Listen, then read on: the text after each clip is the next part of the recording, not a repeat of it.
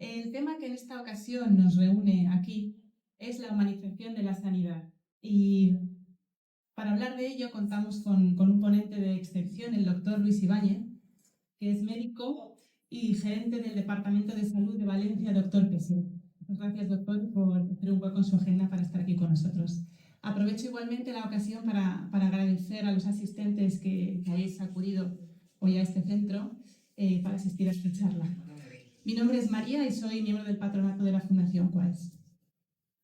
Cuando escuchamos hablar de humanización en la sanidad, se nos vienen a la cabeza conceptos que tienen que ver con las relaciones humanas, con el trato al paciente, como la amabilidad, la empatía, la comprensión o el respeto hacia la intimidad del paciente, hacia su autonomía o su dignidad. Pero la humanización es mucho más que eso. Engloba también hacer partícipe a los familiares y pacientes de políticas sanitarias, es también informar y dar formación a la sociedad en temas relacionados con la salud, también, por supuesto, personalizar los tratamientos médicos o adaptar los espacios para hacerlos accesibles a todos. Y, por supuesto, incluye la labor que desarrollan las asociaciones de pacientes que tanto valor nos aportan al compartir sus experiencias con nosotros. Para conseguir el objetivo de humanizar la sanidad se necesita la implicación de todos los profesionales que trabajan en el sector sanitario. Se requiere voluntad, se requiere actitud y, por supuesto, liderazgo. Un liderazgo que empuje y que impulse medidas para que una organización y sus profesionales consigan trabajar de una forma enfocada hacia el paciente en toda su dimensión humana. Pero todo esto de lo que estoy hablando aquí lo conoce mucho mejor que yo el doctor Ibáñez, puesto que desde su cargo de gerente del Departamento de Salud, doctor Peset, lidera un equipo humano de 3.000 profesionales que proporcionan asistencia sanitaria a unas 285.000 personas en un área de salud que realiza aproximadamente unos 2 millones de consultas en atención primaria al año, cerca de 144.000 urgencias médicas y más de 20.000 ingresos hospitalarios. Son cifras que verdaderamente impresionan. Antes de ocupar este cargo al frente del departamento del doctor Peset, el doctor Ibáñez ha asumido puestos de gran responsabilidad institucional en áreas como la sanidad, seguridad y emergencias y presidencia. Pero me gustaría detenerme en su última etapa, antes de su actual cargo, cuando ejercía como médico especialista en medicina familiar, porque además de ser tutor de residentes y colaborador docente en la Universidad de Valencia, el doctor Ibáñez viene de ser coordinador médico en el Centro de Salud Fuente San Luis y Consultorio Carretera de Artés, etapa en la que además pasaba consulta. Y nos han contado que algunos de sus pacientes, que entonces eran pacientes en el Centro de Salud y que hoy acuden al hospital doctor Peset, pues aprovechan la ocasión y de manera espontánea se acercan a su despacho para saludar a su médico. Así que eso, desde luego, dice mucho de usted, tanto profesionalmente como desde un punto de vista humano. Y bueno, y sin más dilación, le cedo la palabra al doctor Ibáñez y bueno, no sin antes agradecerle de nuevo su presencia aquí con nosotros. Adelante, doctor. Bueno, pues en primer lugar, agradecer a la Fundación Quaes que me haya invitado a estar aquí y vamos a hacer una vista atrás de por qué estoy aquí. Todo fue a raíz de una llamada telefónica de Lorena Saus, que me abrió la posibilidad de tener una relación con la Fundación. He participado en distintos actos, entregas de premios, pero quería pues, que tuviese una relación mayor. Entonces, me dijo, ¿de qué quieres que hable? Me planteó la posibilidad de hablar de inteligencia artificial. Le dije, es un tema de presente, importante, en el que mi hospital, mi departamento, la consejería, estamos haciendo esfuerzos tremendos en desarrollar todo lo relacionado y es el tema de un futuro que ya está ahí. Dentro de un poco, pues, se hablará mucho de inteligencia artificial. Pero yo dije, creo que mi implicación en el tema es muy importante, pues, para hablar de cada gente, pues, vamos a la otra parte muy relacionada con la inteligencia artificial, pero que no hay que olvidar que es la atención a las personas, que es uno de los retos que yo tengo en estos momentos como gerente de un departamento.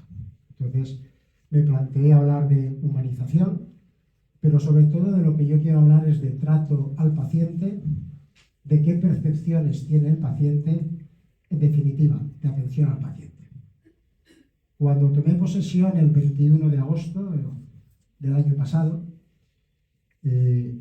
cuando me dirigía al salón de actos, dije que, en resumen, que yo lo que pretendía era que los profesionales estuviesen lo mejor posible, pero que repercutiera en los pacientes. Y esa frase que dije el primer día, pues en este año y pico que llevo, pues me la planteo todos los días.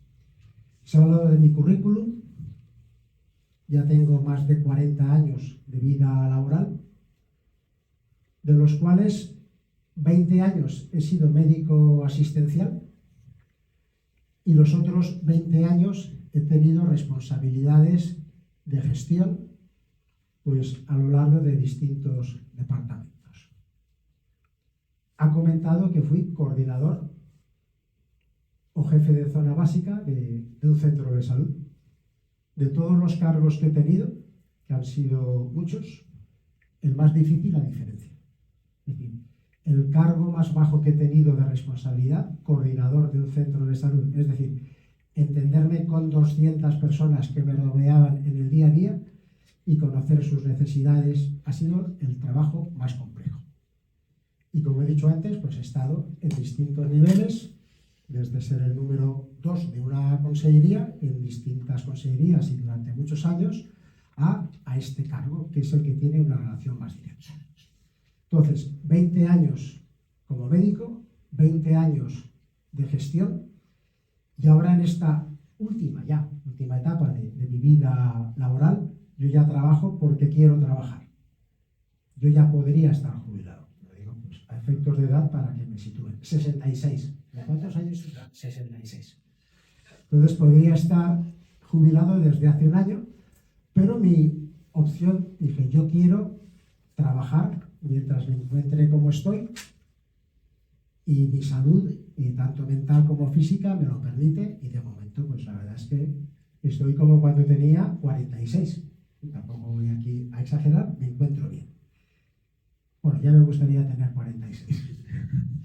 Bueno, la realidad.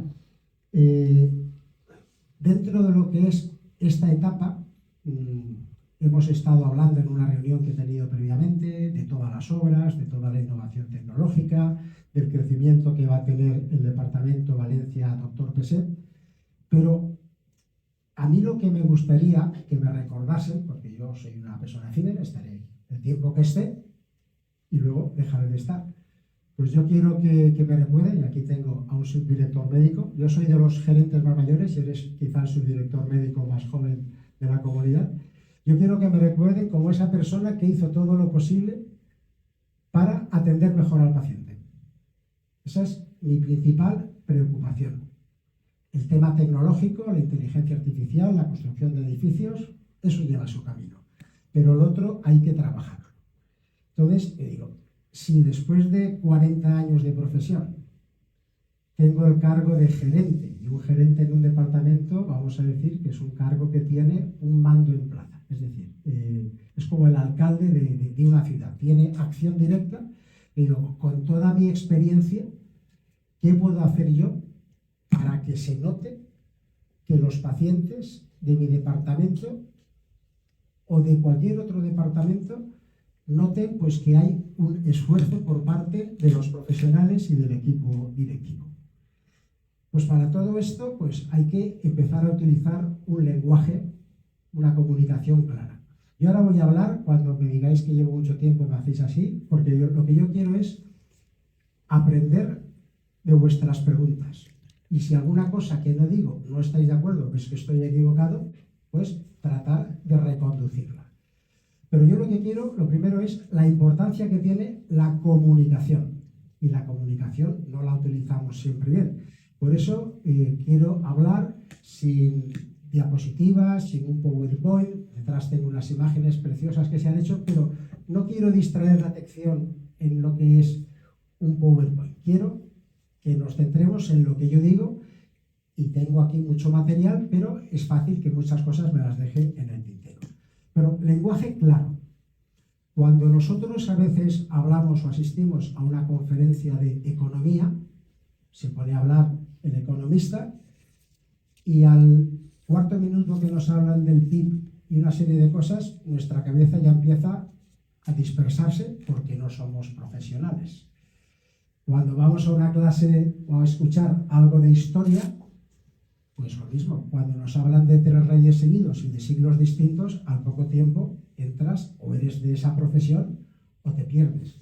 Y ahora yo me pongo en la piel del paciente.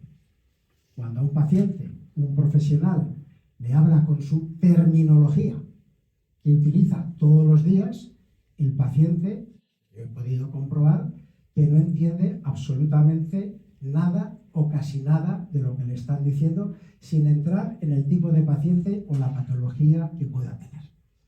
Por lo tanto, cuando hablé de esta charla, yo quería que fuese dirigida a un público relacionado con pacientes y su entorno. Empezamos por el paciente, los familiares del paciente, los amigos del paciente, los voluntarios, que es un colectivo que cada vez toma más fuerza, que ayuda al paciente, y esto es al público al que yo me estoy dirigiendo. Luego todo esto, si lo metemos en el engranaje de la administración,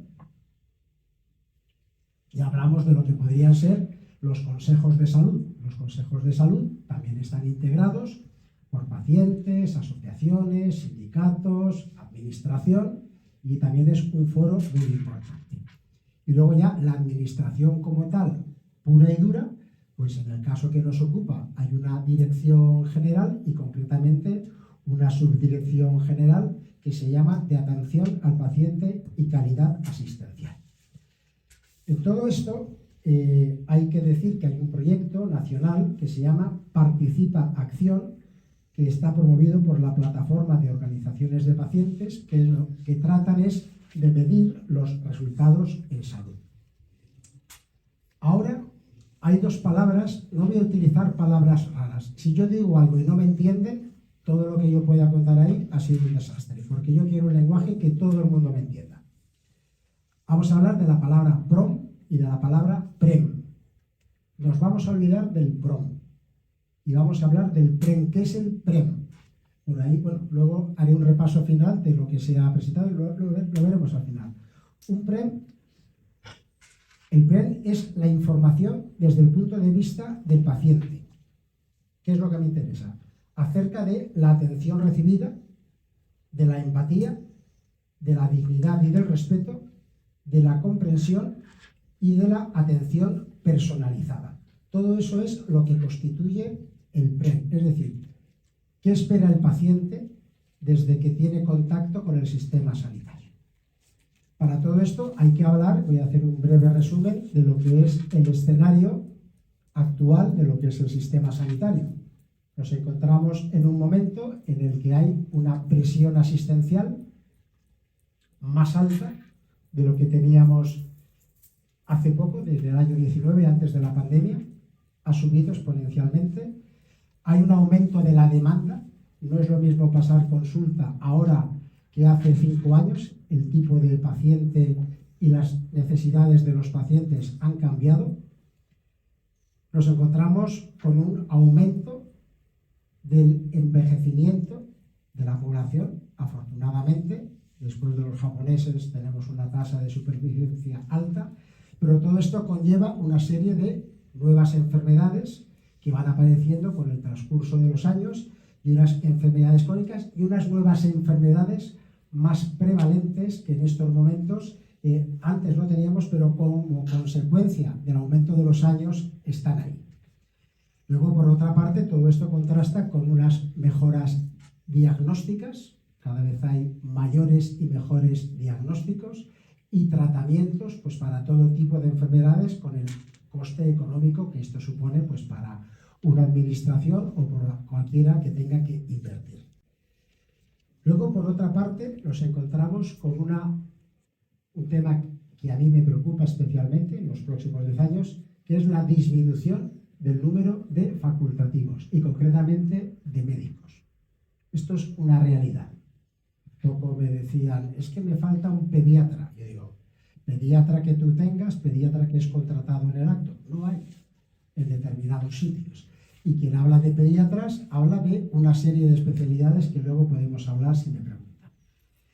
Luego nos encontramos con unas plantillas de profesionales con muchos años de edad y luego con un contraste, unas plantillas jóvenes, entendiendo que los profesionales jóvenes, no solamente los médicos, sino el resto, las poblaciones joven actual, tienen unas necesidades completamente distintas a cuando yo era joven. Es otro planteamiento y otra forma de ver las cosas. Vamos a verlo en positivo. Más rapidez, mayor acceso a todo tipo de tecnología, muy buena formación, pero la vinculación es distinta. Y todo esto es una realidad que está ahí.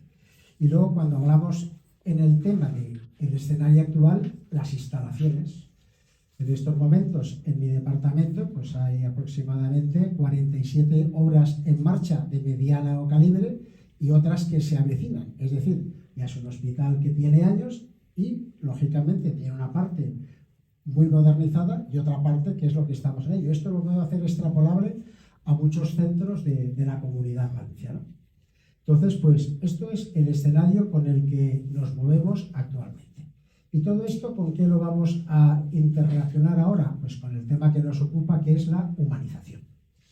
Es decir, cuando hablamos de una aproximación a la humanización, en un contexto sanitario, la humanización es el abordaje integral de la persona enferma con empatía, donde interactúan las dimensiones biológicas, psicológicas, sociales, conductuales y espirituales de una persona. Complejo tema, interactuar con todo esto.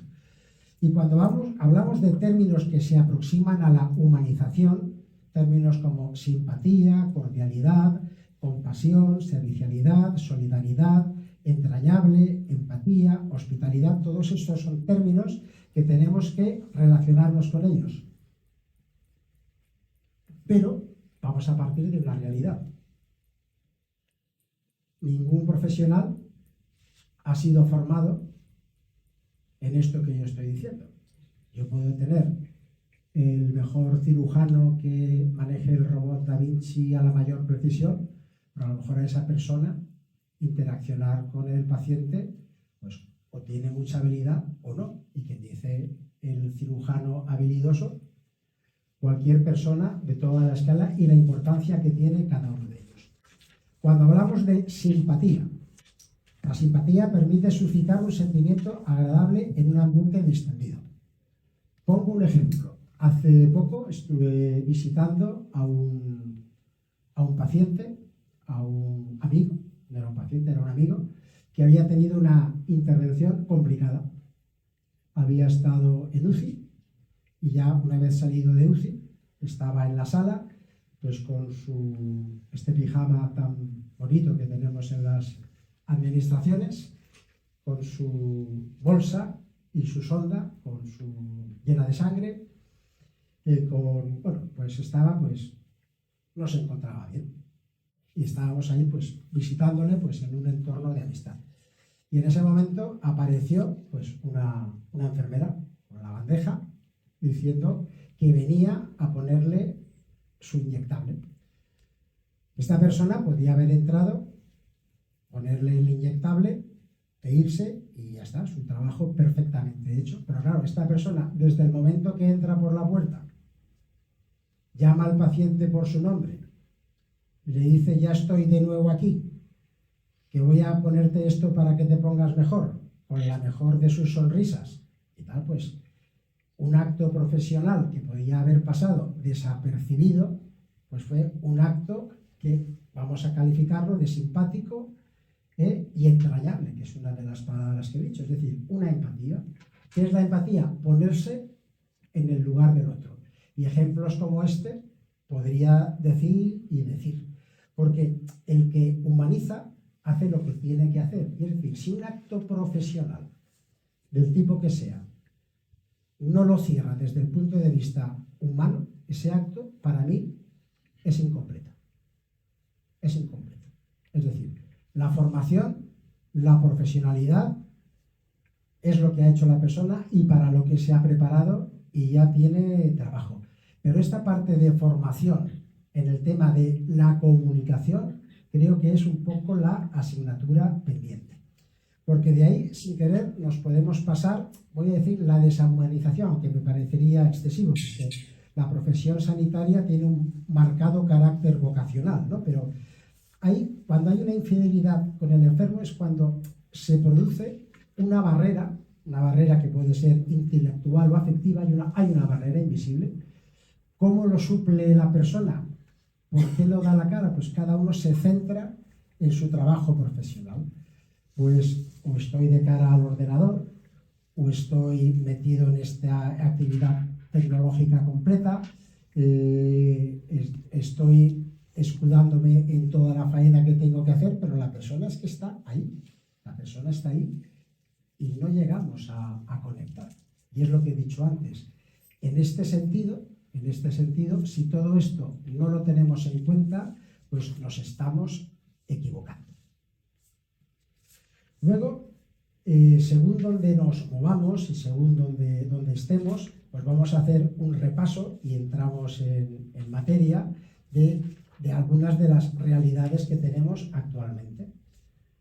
¿Cuál es la realidad en nuestros centros de atención primaria? ¿Cuál es la realidad en las consultas externas?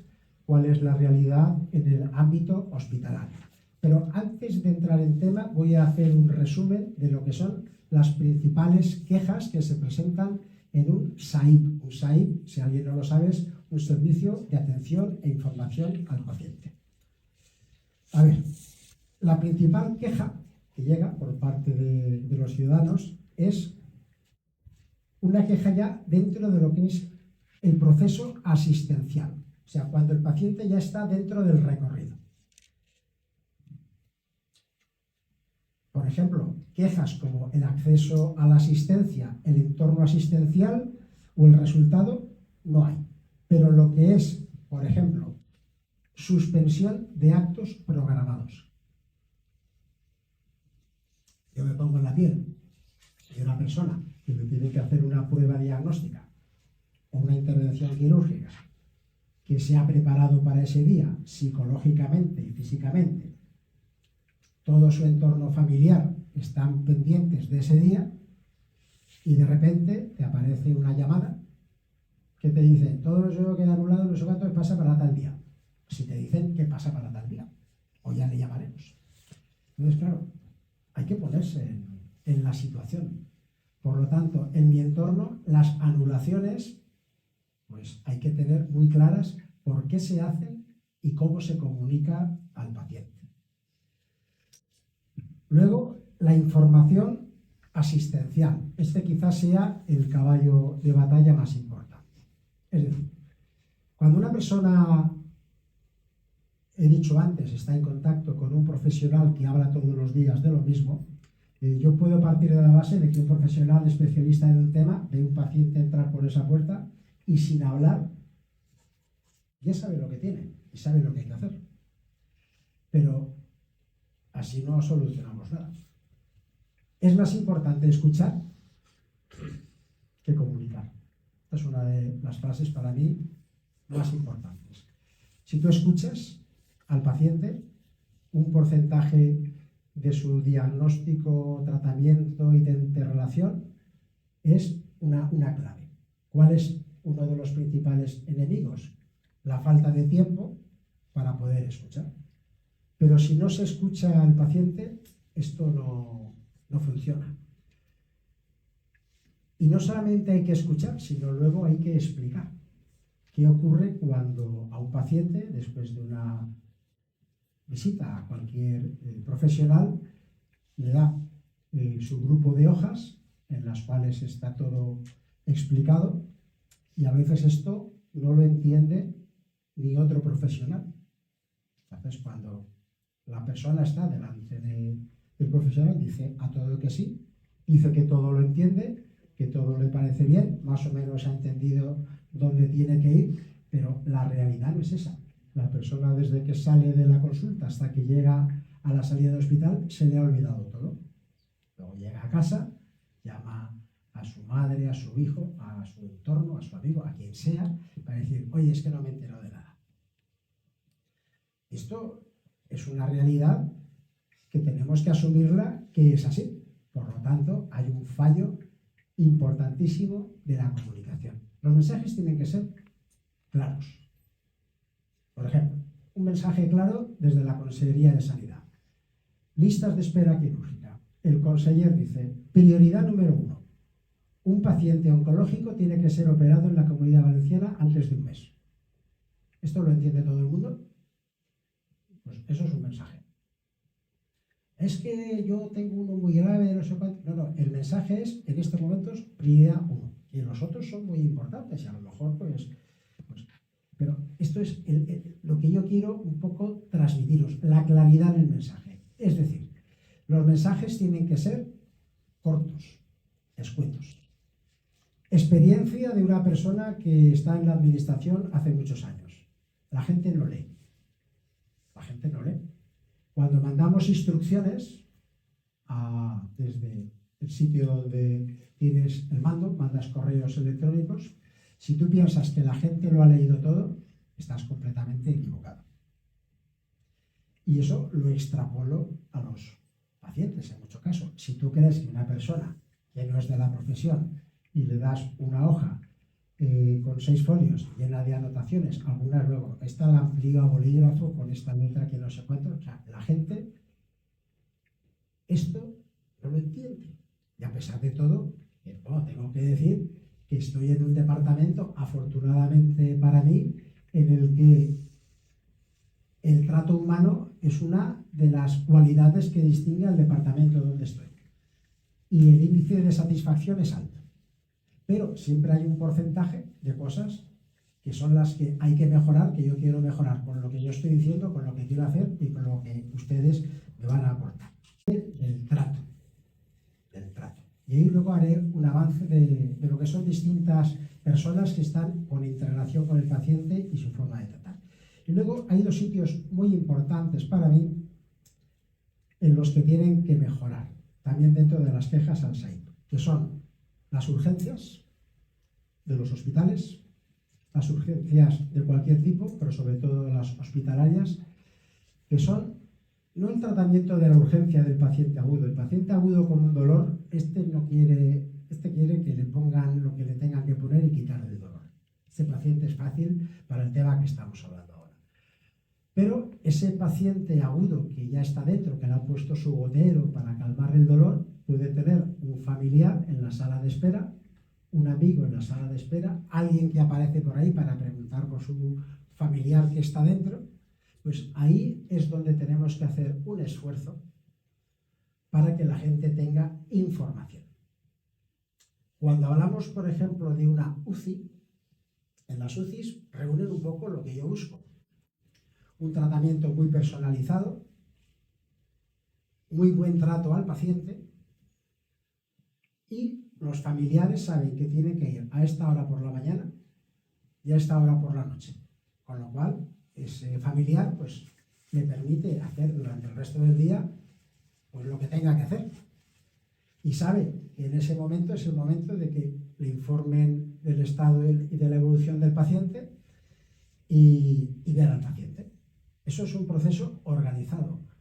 Si ustedes están en una sala de urgencias, yo digo, si te pido una radiografía, o a este paciente le han pedido una radiografía y esto tiene un tiempo de espera de 2 horas.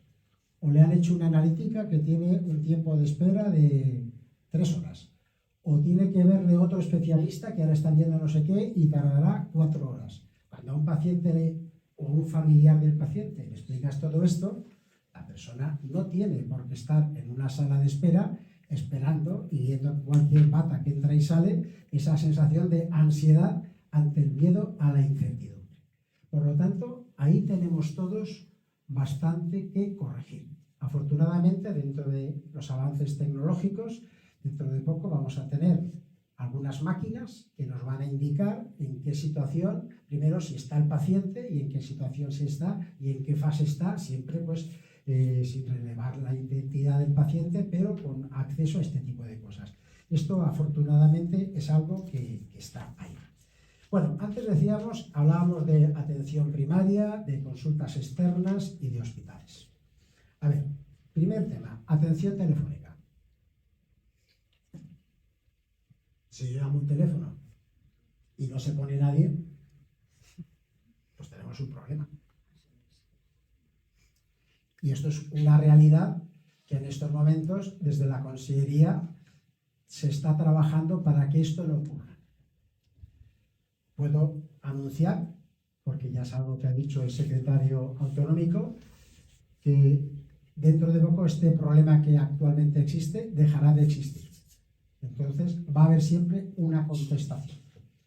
Entonces es uno de los temas más importantes. Es decir, si yo quiero avisar, quiero llamar y hay mucha dificultad para coger el teléfono, pues esto es un problema. ¿Qué hago yo como gerente? De momento he identificado en qué sitios hay problemas telefónicos y estamos en vías de solución. Hay otros que funcionan muy bien. Entonces, todo esto es complejo. Yo lo que sí que digo siempre, y en este tema estoy trabajando, lo digo los que sean usuarios de la sanidad pública, es fundamental, a través del móvil hay una app, una aplicación que es muy útil. Veo que hay gente que mueve la cabeza, pero esto lo conocen ustedes que mueven la cabeza, pero hay mucha gente que no sabe ni que existe. Y es uno de los sistemas de acceso más fáciles y que además te dan muchísima información de los tratamientos que tienes, de cuándo tienes que ir a la farmacia y un largo etcétera de cosas. También hay una página web, pero todo esto va a mejorar y dentro de poco va a haber una asistencia de otro tipo relacionada con la inteligencia artificial, pero de todo esto ya iremos hablando. Pero bueno, atención telefónica. Tenemos un problema diagnosticado y en vías de solución. Si hay algo difícil para un profesional de lo que sea, pero estamos hablando del tema sanitario, es estar en un mostrador y atender al público. ¿Qué pasa cuando vamos a los mostradores? Pues nos podemos encontrar gente muy competente, gente que te está mirando y esperando con cara de miedo, de decir, no de miedo, no de que te va a reñir, o sea, una sensación. Es decir, de cara al público tiene que estar gente con vocación de atender al público. Pero existe una cosa que es cierta, que hay gente que está quemada, lo que se dice hoy en día un out. Entonces, esto es algo que tenemos que ver. Y quien dice de una persona que está de cara al público, hablo de cualquier profesional de cualquier estamento, pues que puede estar quemado, cansado. Y todo esto es tan comprensible como todo lo que estoy diciendo con anterioridad. Y esto es algo que tenemos que detectar. Entonces, el trabajo de los mostradores para mí es uno de los elementos más importantes. De los sitios clave que hacen que una organización pueda funcionar. Si un mostrador funciona, funciona muchísimo mejor el centro. Y luego pues diré algo de qué hacer con la gente que trabaja en el mostrador. Otros sitios complicados dentro de un entorno sanitario, las puertas, el hall, y hay sitios que hay puntos de paso que la gente está completamente perdida dentro del hospital.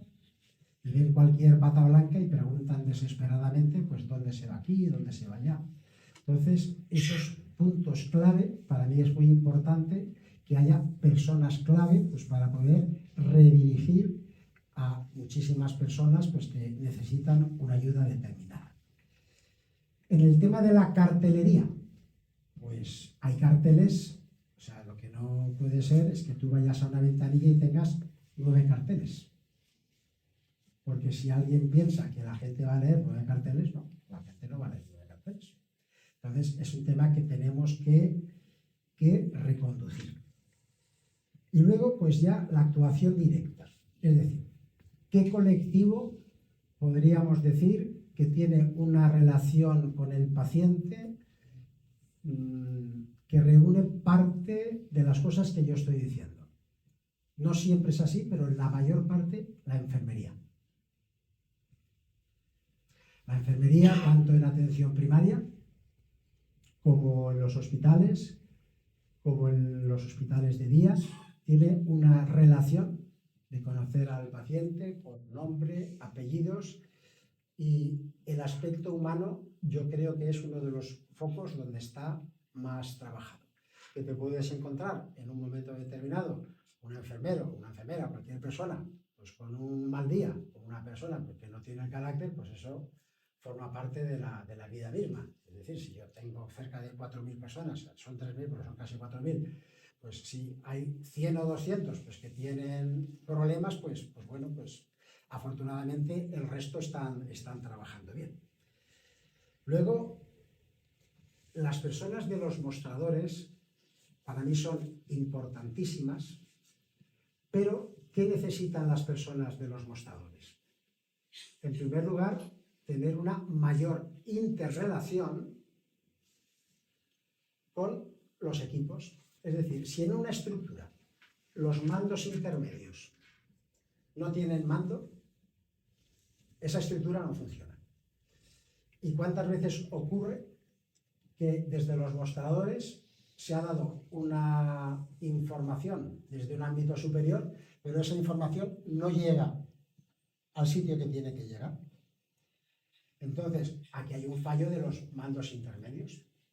Entonces, uno de los temas que yo quiero poner en marcha es reuniones, igual que hoy estamos todos aquí, pues tener una reunión con todos los administrativos que están de cara al público y que tengan una reunión con sus mandos directivos para decir cuáles son los mensajes que realmente queremos transmitir, porque muchas veces la persona en su día a día da mensajes, pues vaya al médico de cabecera, pues vaya no sé cuántos, pues vaya no sé qué es, suba a la segunda planta. No, así no avanzamos. Entonces, para mí los mostradores son claves. Por ejemplo, tema de celadores. Uno puede tener una acción, una técnica diagnóstica perfecta, una intervención quirúrgica, lo que sea, y esa persona pues es atendida por un celador entrando o saliendo del hospital. Hace poco me encontré con un celador joven que estaba hablando con un señor con una silla de ruedas y estaban estableciendo una comunicación entre ellos afable, de risas, estaban riendo los dos. Me quedé parado pues para ver qué hacían, y cuando acabó la conversación me acerco al celador, era joven. Hola, buenos días. Yo soy Luis Ibáñez, no me conoces, soy el gerente. Yo se queda así un poco. Y mira, vengo a felicitarte personalmente porque esta relación que tú has tenido con este paciente es la que yo quiero que sea ejemplar. Es decir, que se produzca ese ambiente de cordialidad, de empatía, de ponerse en lugar del otro. A veces utilizamos la palabra compasión. Compasión es llegar a comprender la situación de la otra persona para aportarle algo, aunque simplemente sea estar en silencio a su lado o estar escuchándole para que se desahogue completamente. Entonces, el tema de celadores, importante. Otras personas que están en el hospital o en los centros de salud, el personal de seguridad, muchas veces les preguntamos todo. Pues si yo tengo a ese personal bien formado, me va a facilitar el trabajo. Si nadie le dice nada, pues no van a saber nada. Y luego, otro personal, que esto que voy a decir es triste, personal de limpieza. Personal de limpieza, fijaros cuántas veces la gente pasa y no les saluda. Ni buenas tardes, ni buenos días, ni buenas noches. Esto es una realidad. Qué triste. También muy triste. Entonces, el personal de limpieza, que si no estuviese ahí no se podría entrar a trabajar, porque el trabajo que hacen es tremendo. tienen que sentirse involucrados y luego pues un poco diré al final dónde están las soluciones. Entonces, temas que creo que tenemos que abordar mejor. Cuando una persona va al médico, el médico tiene que comprender o tiene que entender que todo lo que le quiere decir al paciente, el paciente lo ha entendido. Y esto es difícil. Lo veo en las cabezas, esto es difícil. Para eso, el principal enemigo que tenemos es la falta de tiempo. Y ahora quiero que en el debate me deis ideas, porque yo todo esto, decirlo es fácil. También tengo aquí por testigo a Pedro. No hay discurso que yo tenga en cualquier inauguración que no nombre el tema de la atención al paciente, y sobre todo a todos los jóvenes, porque tengo mucha gente joven en el hospital. En el ambiente hospitalario propiamente dicho, vamos a decir que se valoran otras cosas como la comida, pero hay una mayor interrelación. Y donde yo creo que más falla todo es en las esperas, en las demoras. Es decir, yo voy, me dicen que me haga determinada prueba, que puede tardar tantos meses, eso crea un desasosiego tremendo. Cuando una persona tiene una enfermedad grave, pues planteate que haya la sospecha de un diagnóstico complicado y que todo esto tarde más de lo que toca. La inseguridad de no saber las cosas, esto es algo de lo que pues, tenemos que ponernos siempre en la piel de la persona que está ahí. Y esto es lo que yo insisto, digo. Para eso luego diré algunas de las medidas que estoy tratando de poner en marcha. Y luego, claro, nos encontramos con distintos tipos de pacientes, ¿no? El paciente agudo, ya lo he dicho antes, el paciente agudo, el que tiene el dolor o la crisis, vamos a decir que ese es otra vía, se sale de este tema, salvo el contar a los familiares que se está atendiendo al paciente agudo. Pero el paciente crónico con una enfermedad crónica, ¿qué hacemos con una, sé que hay alguna asociación, o me han comentado aquí, pero imagínate una persona que se le diagnostica un posible Alzheimer, o se le diagnostica, va al especialista, lo confirma, le da un tratamiento y le dice, de aquí 6 meses o un año nos volvemos a ver.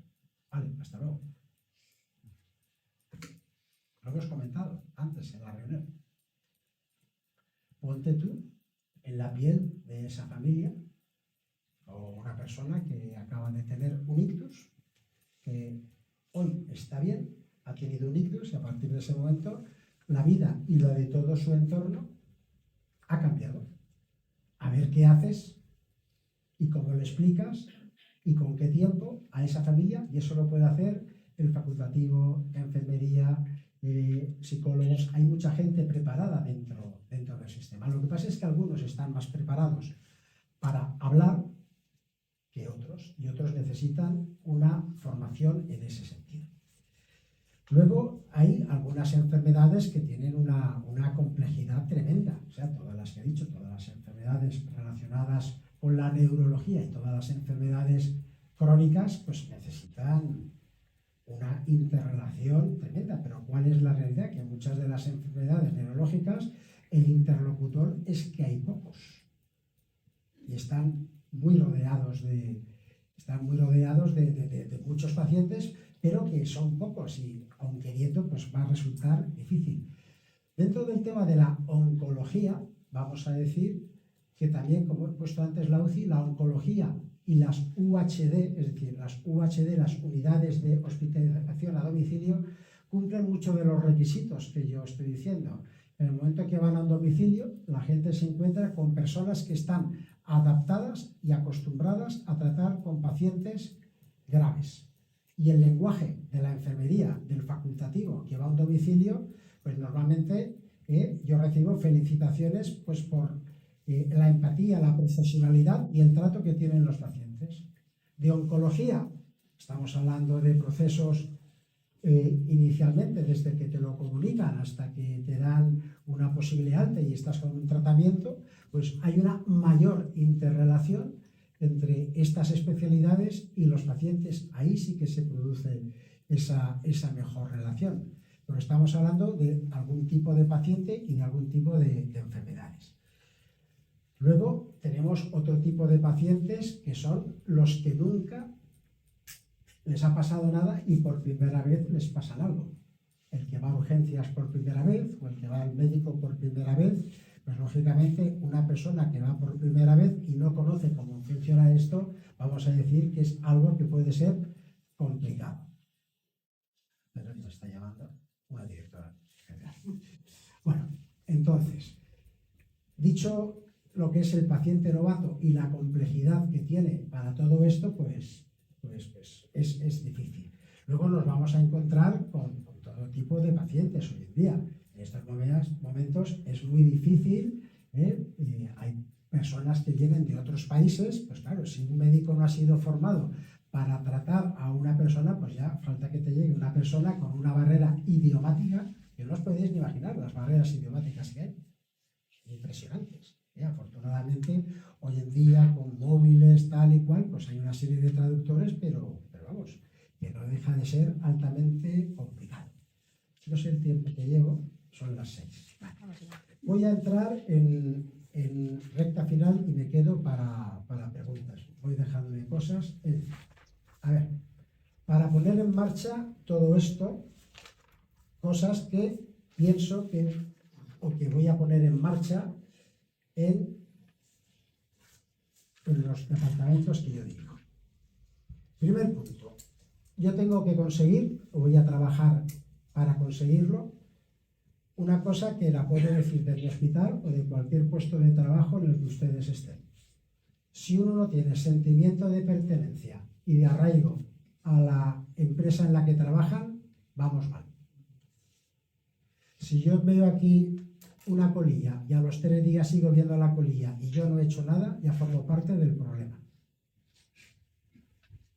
Quien dice de una colilla, de un papel, de un desconchón en la pared, de algo desordenado, es decir, si en el lugar en el que estamos, en algunos casos, más que en nuestra propia casa, no nos sentimos identificados con esa empresa y no tenemos la capacidad de poder hablar con nuestro superior jerárquico, o al revés, si el superior jerárquico no habla con las personas que dependen de él, para conseguir esa mejora no vamos bien.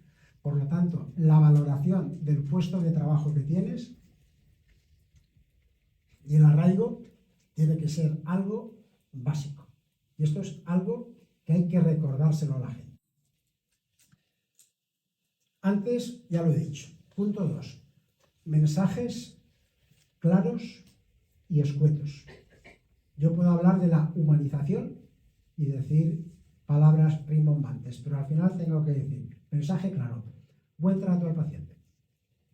Y que la gente sepa que si llega una queja de no buen trato a dirección, este gerente, ese expediente lo va a mirar detenidamente, que a lo mejor tiene razón el profesional, pero lo voy a mirar detenidamente, ese mensaje se entiende. Y por otra parte, cuando alguien le felicita y me llega una felicitación de una persona que trabaja en mi equipo, pues yo lo llamo. Y personalmente le felicito y le digo que ha hecho un buen trabajo. ¿Que es un esfuerzo añadido? No, no es ningún esfuerzo. Felicitar siempre es algo agradable. Tercer punto, potenciar mandos intermedios. Si en mi empresa o en la vuestra no potencias al mando intermedio, si al enfermero, coordinador, supervisor general o al coordinador que está solo en el hospital o al que sea, o al jefe de celadores o al segundo jefe de celadores no le das mando en plaza, esto no funciona. Yo tengo que conseguir que mi mensaje llegue hasta el último rincón. Luego, involucrar a las personas de atención directa a los pacientes, lo he dicho antes. Todos los mostradores, todas las personas que atienden al teléfono, todas las secretarias de dirección, de jefes de servicio, de jefes de sección, todas hay que sacarlas de su entorno de comodidad, que están acostumbradas a hacerlo de siempre, para explicarles. Desde la dirección, la prioridad es la atención al paciente. Es decir, que cuando una persona aparezca incomodada por tu despacho, secretaria de dirección, diciendo no sé cuándo tengo la cita o la tengo que cambiar o he perdido el papel o me lo explicaron, hay que darle la contestación. Porque una persona, para llegar ahí, ha tenido que hacer muchas cosas, ¿eh? Y si encima llega y el trato es, yo a esta persona se ha salido del circuito y no le digo lo que le tengo que decir, vamos mal. Por lo tanto, estas reuniones, que para mí esto es algo novedoso, como hace poco entré en la cocina porque nos dieron un premio, y entré en la cocina pues a felicitar a los cocineros. Luego me enteré que allí nunca había entrado nadie en la cocina a felicitar a nadie, o sea que era la primera vez que un equipo directivo se metía en la cocina. Pues yo no lo entendía, no lo entendía. Entonces, no entendía cómo a la gente, o sea, que una cosa es soltar la bronca y otra cosa es felicitar a la gente. Soltar la bronca nunca es agradable, felicitar a la gente es algo muy agradecido. Fomentar las nuevas tecnologías, también lo he dicho antes. Vamos abocados a una época en la que las aplicaciones en el móvil, etcétera, etcétera, va a ir todo a más. El que no sepa tiene que saber que tiene que rodearse de gente que sepa. Yo pongo como ejemplo una paciente mía de 93 años que utiliza la app a una velocidad impresionante. 93 años. Hay que ver a la señora. Es que maneja hasta lo de la MT, o sea, sabe el autobús que llega. Esto es algo, pues bueno, 93. Si le llego a decir, hoy vengo aquí, está aquí la primera y hubiese venido pues por todos los medios. Luego, necesidad de formar a la gente en, vamos a decir, humanización, en trato al paciente. En las facultades, en los colegios, ahora ya la gente que tenemos, hemos puesto en marcha, en la EBES, que es la Escuela Valenciana de Estudios en Salud, he rescatado un curso que es para aprender a afrontar situaciones complicadas y difíciles y cómo escuchar a la gente. Pues es uno de los cursos de mayor aceptación, enseguida se llena, por lo cual la gente tiene una carencia de este tipo de cosas que estoy diciendo, que parecen obvias todas, pero la realidad ya sabéis cuál es. Luego, voy a formar aprender a escuchar, bueno, esto ya lo he dicho antes. Y por último, voy a formar, no voy a decir comisión, pero sí un equipo de trabajo en el que lo que quiero es de todos los apartados que he ido enumerando de una forma lo más ordenado que he podido. Es decir, yo necesito un equipo de trabajo, de celador, de personal de limpieza, de guardia de seguridad, de TCAES, los antiguos auxiliares, de enfermería, de otros técnicos que pueda haber en el hospital, de enfermería, de facultativos, de dirección, pero tampoco muchos, en el que hay que poner sobre la mesa todos estos temas que hemos dicho. Es decir, yo lo que quiero es que cuando entren en mi departamento salgan diciendo, aquí la gente es amable. No quiero otra cosa. Me han escuchado. Me he sentido persona. Me he sentido tratado correctamente. Y sabemos que esto no es fácil, o sea que hay que cambiar el modo de trabajar. Todo esto lo mediremos, y en esto sí que interviene Pedro Guillén, con unos acuerdos de gestión que firma entre la dirección y los trabajadores, que se les van a medir en cosas en este sentido. Y todo esto vamos a tratar de medirlo y darle una importancia especial. Entonces, ya un poco para terminar, yo creo que esto está en nuestras manos. Y en nuestras manos se resume con 4 palabras. Hay que buscar un trato cercano, una información clara, una buena comunicación y, como he dicho antes, una escucha activa, como han estado ustedes conmigo. Por mi parte, muchas gracias.